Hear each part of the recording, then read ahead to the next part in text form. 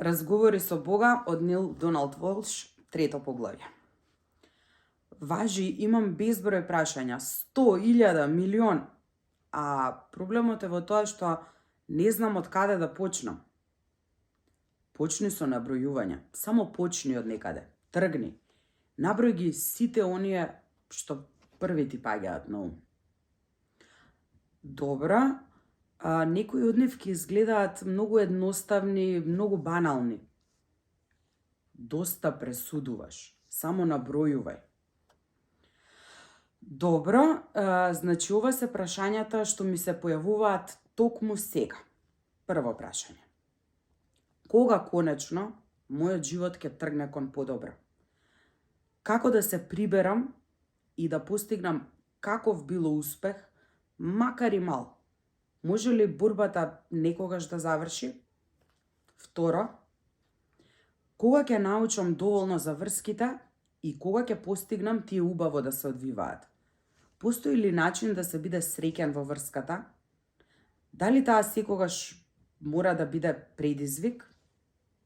Трето, зошто никогаш во животот немам доволно пари? Дали сум осуден да живеам во немаштија и да составувам крај со крај до крајот на животот? Која е пречката во остварувањето на сите можности на тој план? Четврто, зошто не можам да го работам она што на вистина го сакам во животот и да заработам доволно?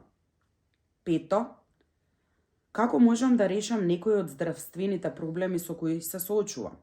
Безброј хронични заболувања. Зошто сега ги имам сите?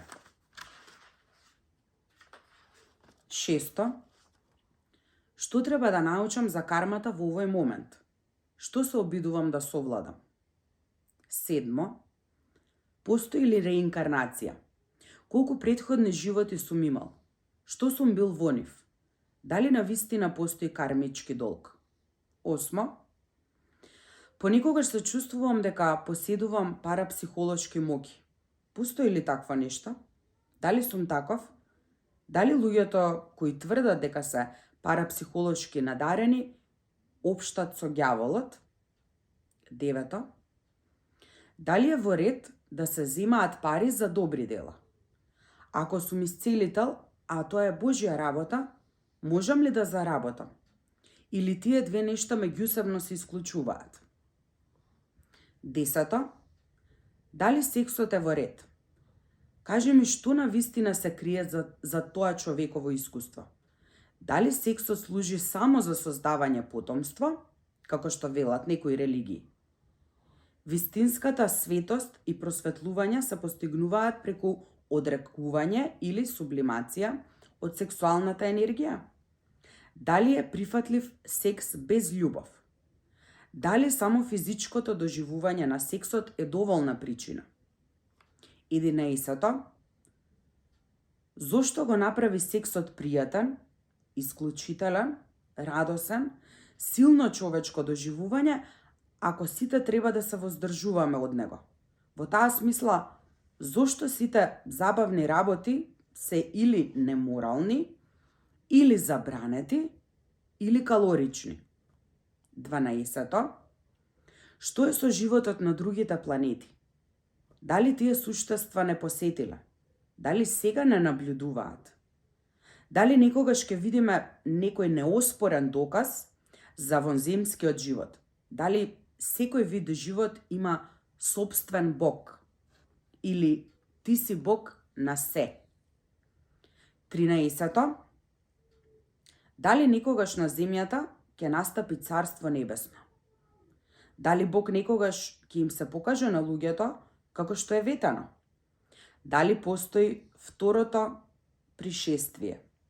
Што е со крајот на светот, апокалипсата која се предвидува во Библијата? Ако постои една вистинска религија, која е таа? Ова се само некои од прашањата. Имам еден куп. Некои се непријатни, се чинат толку детински, но те молам, одговори на нив, едно по едно и да разговараме за нив.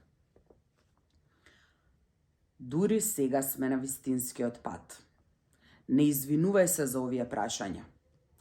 Тие прашања луѓето ги поставуваат со векови.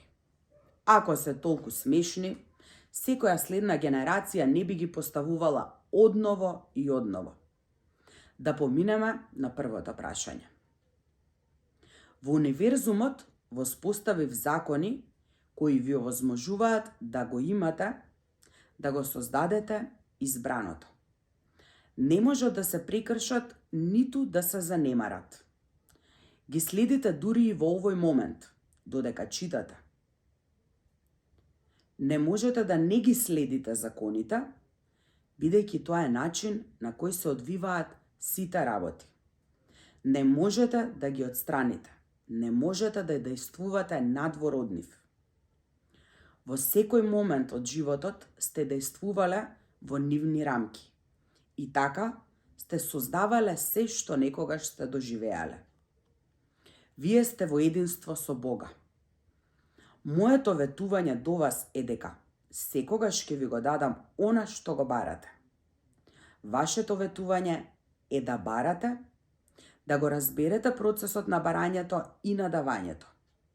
Еднаш веќе ви го објаснив тој процес. Ќе го направам тоа повторно, за да можете јасно да го разберете.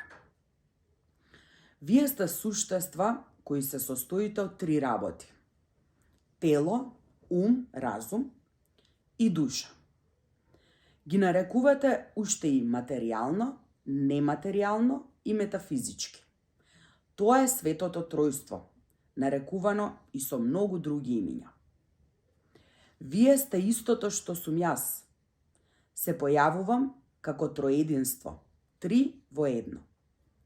Некои теолози тоа го нарекуваат Отецот, Синот и Светиот Дух. Филозофите го препознаа овој триумвират и го нарекоа свест, подсвест и надсвест. Психијатрите го нарекоа ид, его и суперего. Науката го нарекува енергија, материја и антиматерија. Поетите пак зборуваат за умот, срцето и душата. Мислителите на новата доба зборуваат за телото, умот и срцето. Времето што го познавате е поделено на минато, сегашност и иднина. Зар тоа не би можело да биде исто како и подсвесното, свесното и надсвесното? И просторот е слично поделен. Трикратно. Овде, таму и меѓупростор. Одредувањето и опишувањето на тој меѓупростор станува тешко, недостижно. Кога почнувате со дефинирање или опишување, просторот што го опишувате станува овде или таму. Меѓутоа, знаеме дека меѓупросторот постои. Тој ги држи овде и таму. Како што вечното сега ги држи пред и после. Овие ваши три облици се всушност три енергии. Можете да ги наречете мисла, збор и дело. Заедно произведуваат резултат кој во нашиот јазик и разбирање се нарекува чувство или искуство. Душата, подсвеста, идот, духот, минатото и така натаму, е вкупен збир од сите чувства што некогаш сте ги имале, создале. Свесноста за некој од нив се нарекува сеќавање.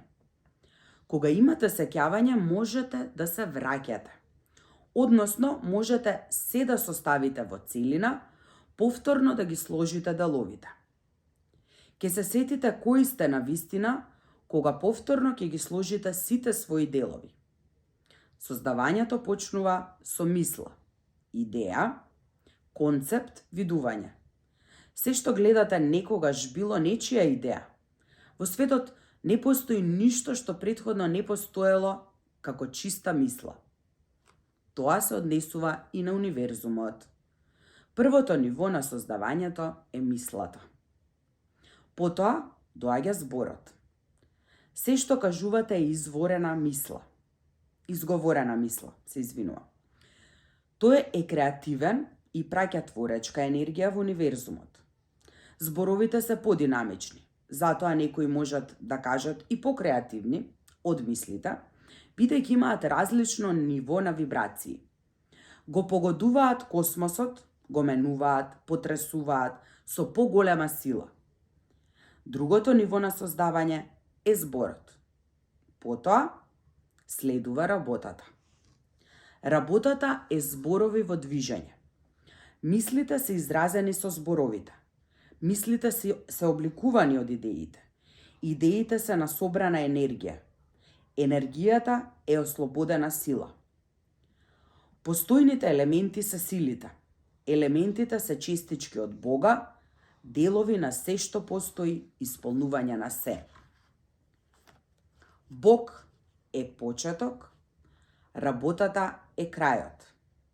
Работата е Бог кој создава или Бог кој доживува.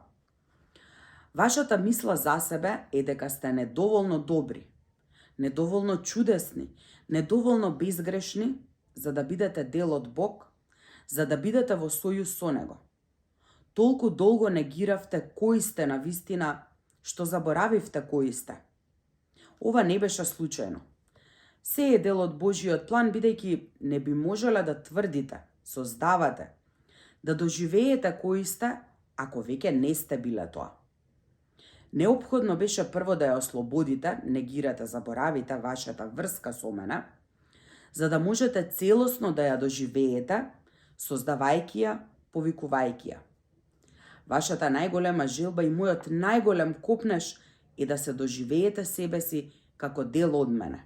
Значи, се наоѓате во процес на само доживување преку своето повторно создавање и тоа во секој миг, како што сум и јас преку вас. Дали го гледаш сојузот? Дали го сваќаш неговото значење? Тоа е света соработка, вистинско свето заедништво. Животот ќе тргне на подобро кога самиот ќе избереш. Таков избор се уште не си направил. Одложуваше, се двоумеше, продолжуваше, протестираше. Сега е време да го објавиш и да го создадеш она што ти било ветено. За да се случи тоа, мораш да веруваш во ветувањето и да го живееш. Мораш да го живееш ветувањето на Бога.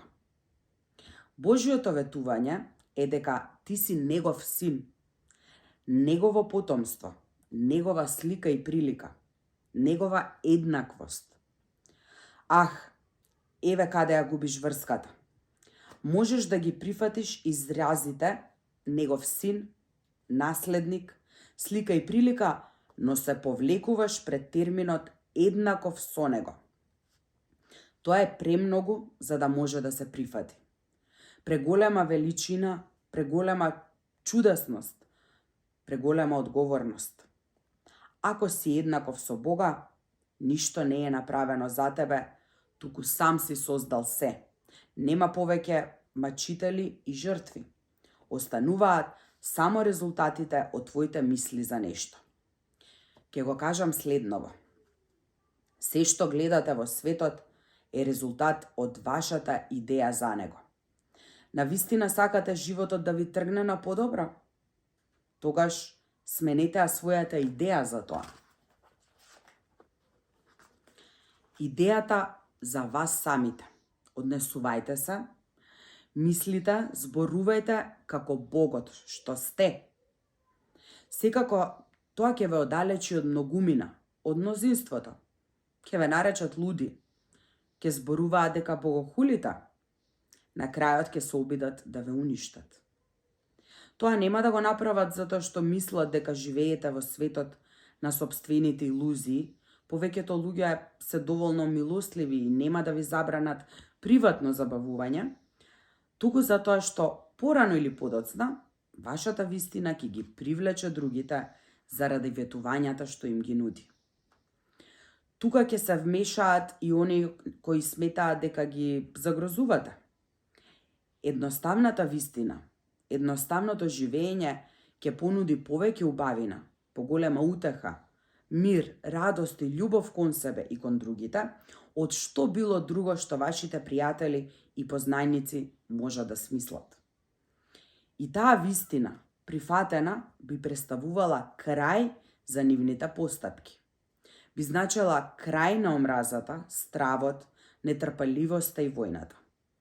Крај за осудувањата и убивањата кои продолжуваат во мое име.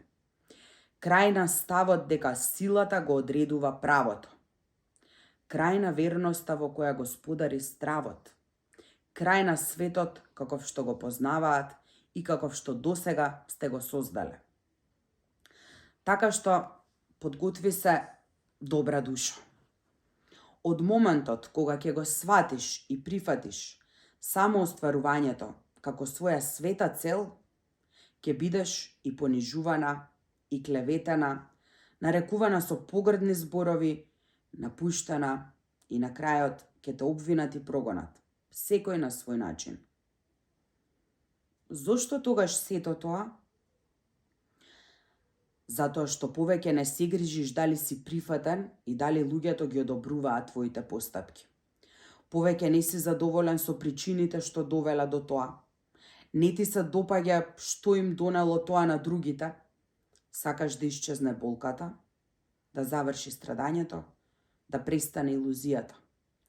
Доста ти од досегашниот свет. Бараш добродетелен, нов свет. Не барај го повеќе.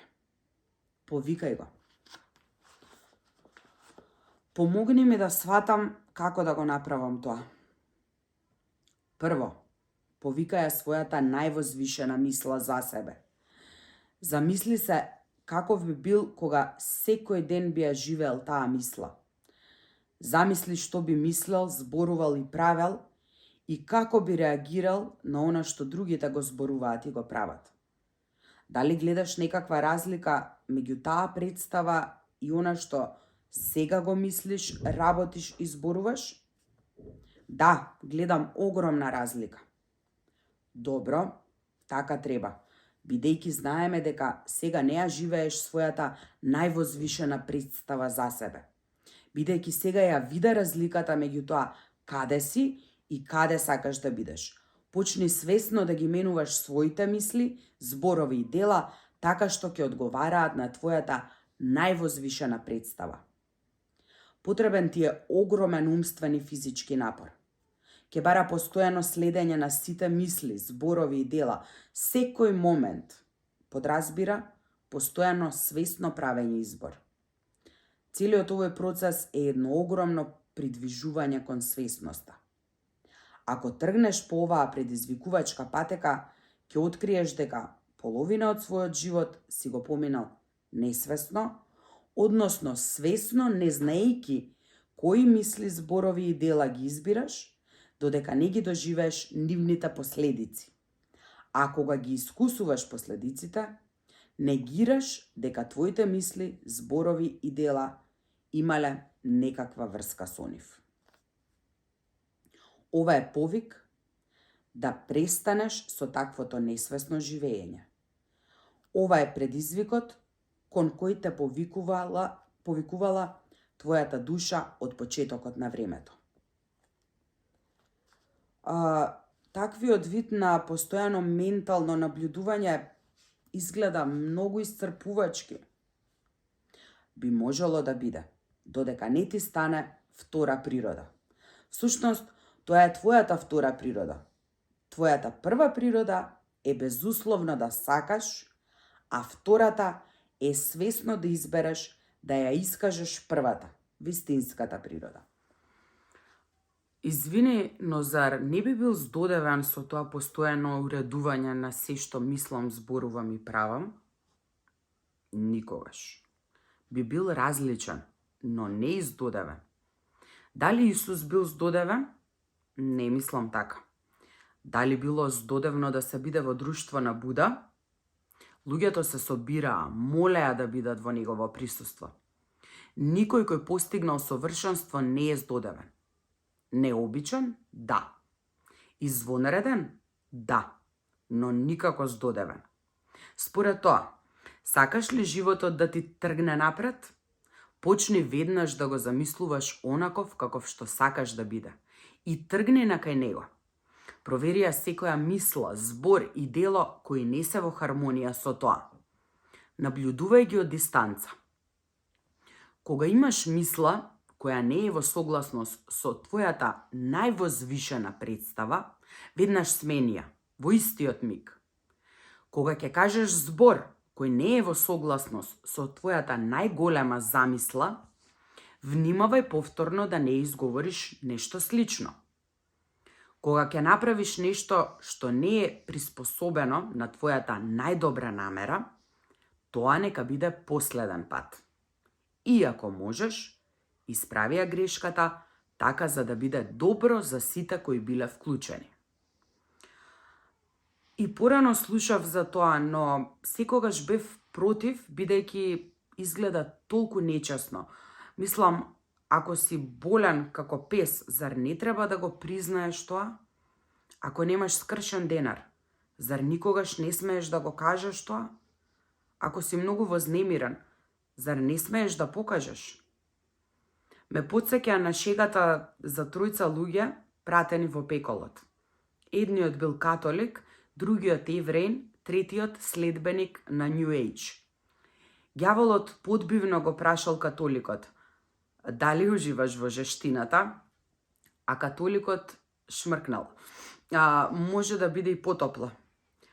Ѓаволот потоа го прашал евреинот: како ти се допаѓа жештината? Тој одговорил: што друго можам да очекувам освен повеќе пекол? Конечно, ѓаволот стигнал до следбеникот на New Age. Жештина? Одвратил следбеникот, препотувајќи се. Каква жештина? Навистина добра шега, но јас не зборувам за игнорирање на проблемите или преправање дека тие не постојат. Зборувам за наблюдување на околностите, а потоа за искажување на најголемата вистина за нив. Ако немате пари, немате пари. Бесмислено е да лажете за тоа и исцрпувачки е да измислувате приказни кои го негираат тоа. Но вашите мисли за тоа, да се биде без пари е лошо. Ова е ужасно. Лоша личност сум бидејќи добрите луѓе вредно работат и се трудат да имаат многу пари. И така натаму. Одредува колку долго ќе бидете во безпарица. Само сожалувањето, пасивноста, обесхрабреноста, непронаоѓањето излез, бидејќи каква е користа од тоа, создаваат долгорочна стварност. Првата работа што треба да ја разберете за универзумот е дека ниту една состојба не е добра или лоша. Таа само постои. Престанете да донесувате вредносни судови. Втората работа е дека сите состојби и услови се привремени. Ништо не останува исто, ништо не останува непроменливо. Од вас зависи како ќе се менува работата. Морам повторно да те прекинам. Што е со личноста која е болна, но има верба што поместува планини? И така мисли, зборува и верува дека ќе биде подобро, но за 6 недели умира. Како тоа се согласува со сите тие позитивни размислувања и акции? Добро е, поставуваш тешки прашања. Не ти е доволен мојот збор за што било, но ќе дојде време кога ќе мораш да веруваш во моите зборови, ќе сватиш дека за секогаш можеме да расправаме за нешто, додека не остане ништо друго освен прифати или отфрли. Се уште не стигнавме до тоа место. Затоа да го продолжиме овој диалог, да го продолжиме разговорот. Личност која има верба што поместува планини и умира по 6 недели, поместувала планини тие 6 недели. Можно е тоа да и било доволно. Може би во последен час, последниот ден одлучила: добро, доста е. Сега сум подготвена за друга авантура. Не сте морале да знаете за таа одлука, бидејќи е можно дека не ви била кажана. Всушност, таа може би ја донела одлуката порано, денови и недели порано, а не кажала никому. Сте создале општество во кое е лошо да сакаш да умреш, лошо е да ја прифатиш смртта. Бидејќи не сакате да умрете, не можете да замислите некој тоа да го посака, без разлика на тоа какви се околностите или состојбата во која се наоѓа. Меѓутоа, има многу ситуации во кои смртта била поблиска од животот, кои знам дека можете да ги замислите ако размислувате барем малку. Но тие вистини не ви се случуваат вам, не се очигледни сами по себе. И личноста која умира не го знае тоа. Може во собата да го почувствува одобрувањето за својата одлука. Дали некогаш сте забележале колку многу луѓе чекаат собата да се испразни пред да умрат? Некои од нив дури мораат да им кажат на блиските: не, навистина не грижи се, оди, касни нешто, или оди, одспи малку, ќе се видиме утре. А кога верниот чувар ќе замине, заминува и душата од телото што го чувала. Да им кажале на собраните роднини и пријатели: само сакам да умрам. Тие на тоа би одговориле: ах, не мислиш на вистина така, не зборувај така, држи се, те молам, не оставај ме. Целта на медицината е обучена да ги одржи луѓето во живот, наместо да им овозможи на луѓето да умрат достоинствено. За докторот или за медицинската сестра смртта е неуспех. За пријателите или роднината смртта е ужас. Само за душата смртта е олеснување, слобода. Најголемиот подарок кој можете да му го дадете на човекот што умира е да му дозволите мирна смрт, не мислејќи дека мора да се бори да го продолжи страдањето или грижата за вас во тој најпресуден премин во својот живот. Ова често се случува кај човекот што вели дека ќе живее, верува дека ќе живее, дури и се моли, но кој на ниво на душата се премислил.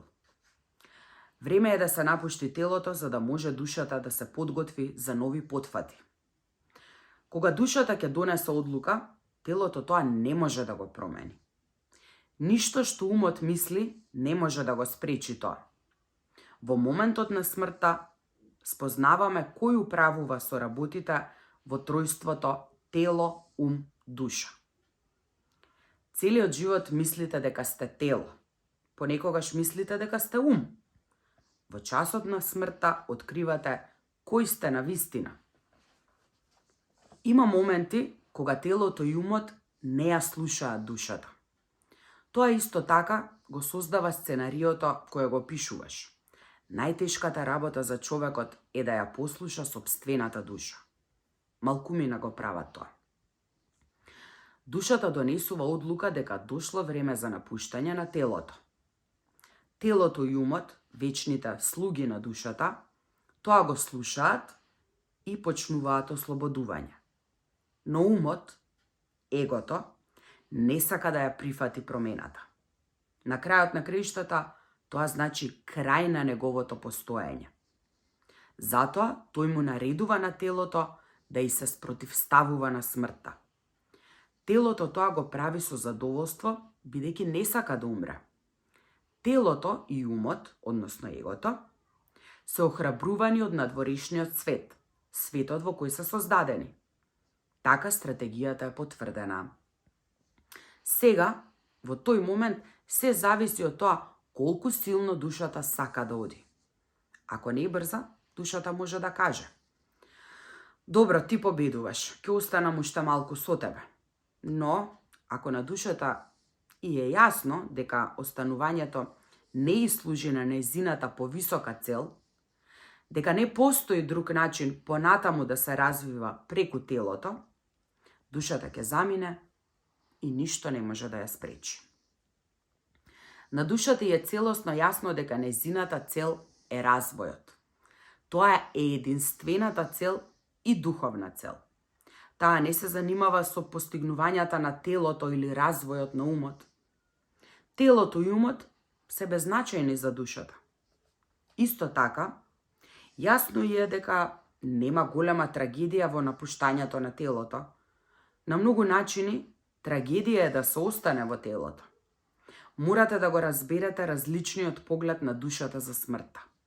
Секако, таа различно гледа и на целото животно прашање. И тоа е извор на многу пречки и недоумици што човекот ги чувствува во својот живот.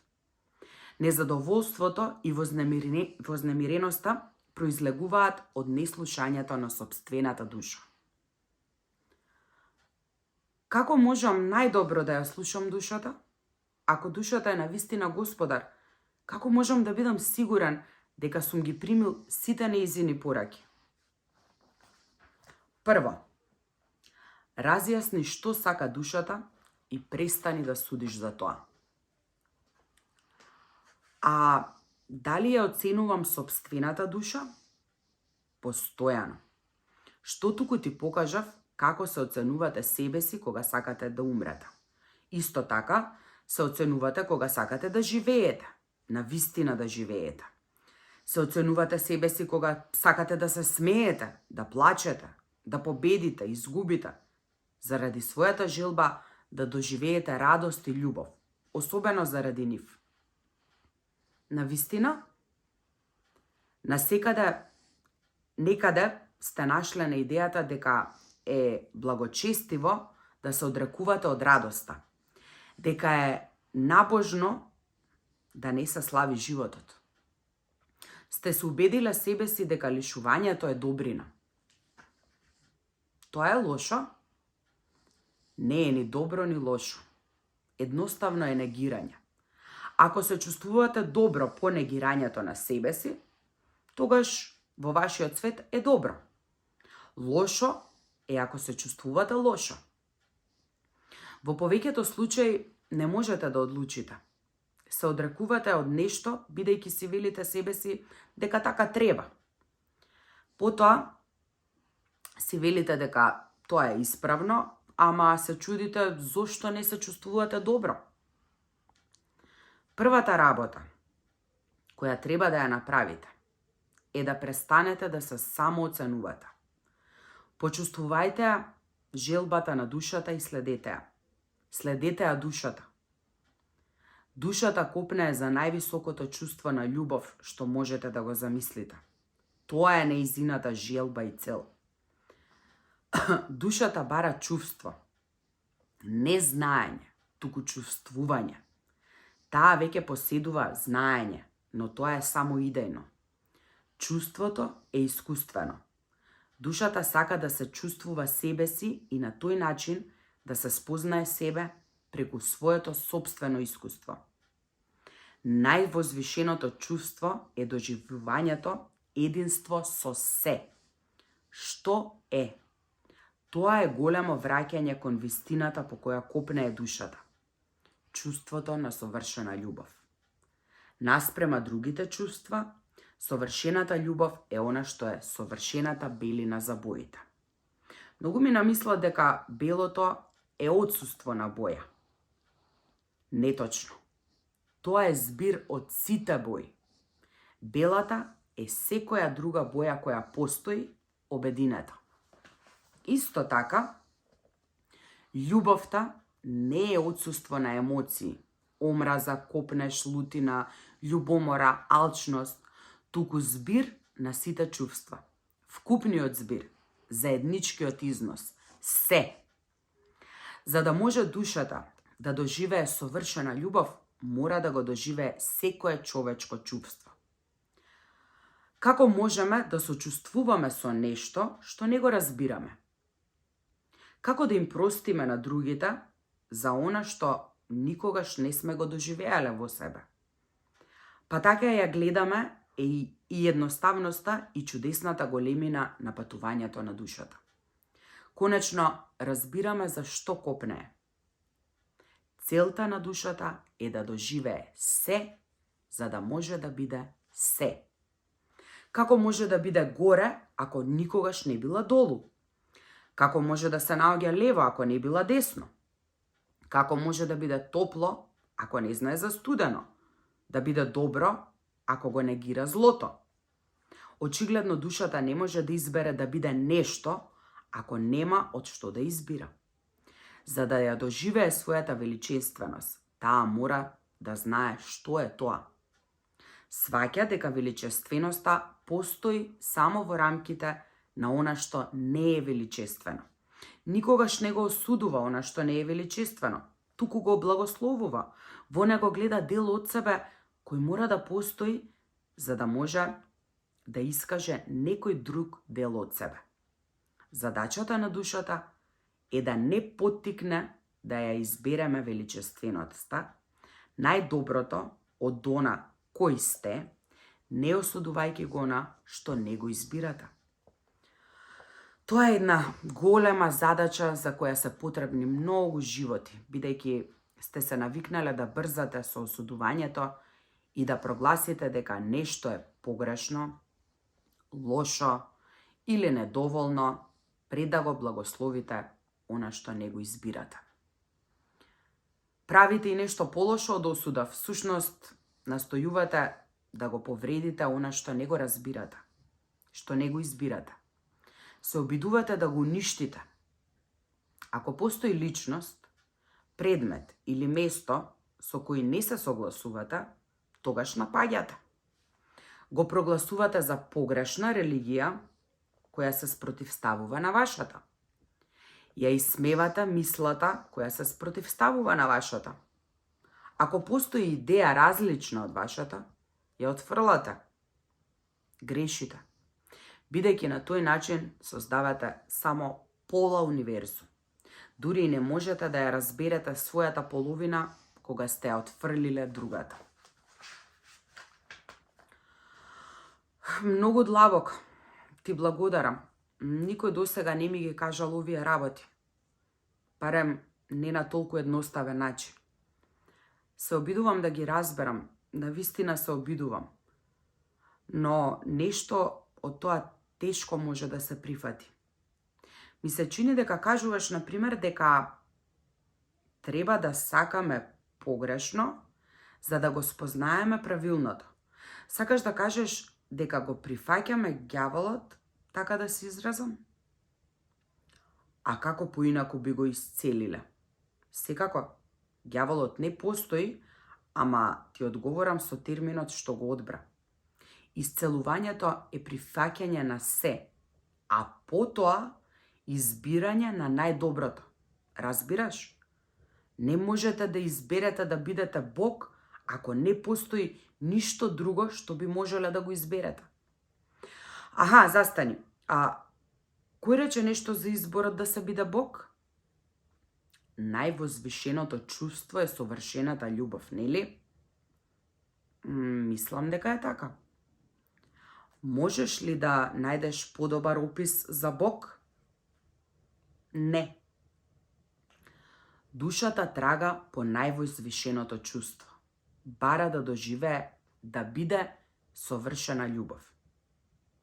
Таа е совршена љубов и тоа го знае.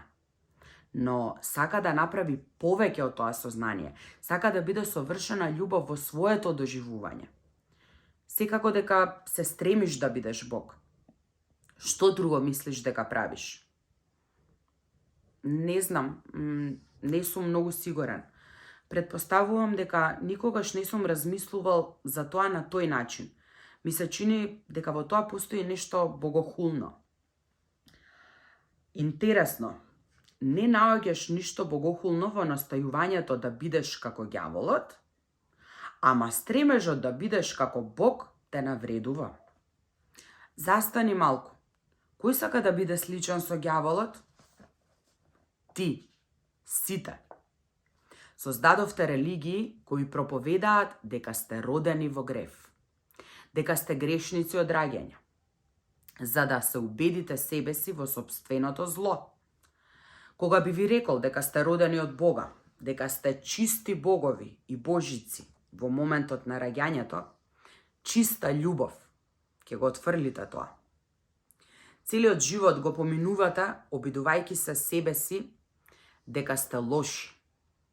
Не само што сте лоши, туку и она што го посакувате е лошо. парите се лоши, сексот е лош, среќата е лоша, да си има многу е лошо, многу од што било. Некои религии дури ве убедија дека е лошо да се танцува, дека музиката е лоша, дека славењето на животот е лошо. Набрзо ќе се согласите дека е лошо да се насмевнуваш, да се смееш, дека е лошо да сакаш. Не. Не, пријателе. Не сте сигурни за многу работи, ама за една сте сигурни. Вие самите и повеќето од она што го сакате е лошо. Одлучивте дека вашата задача е да станете подобри, бидејќи така проценивте. Во рета што се однесува на вас. Во секој случај, крајната цел е иста. Само постои поделотворен начин, побрз пат, пократка патека. А тоа е прифаќање на кој и што сте токму сега и покажување на тоа. Исус така правеше. Тоа е патот на Буда, на Кришна, патот на секој учител на планетава. Секој учител имаше иста порака.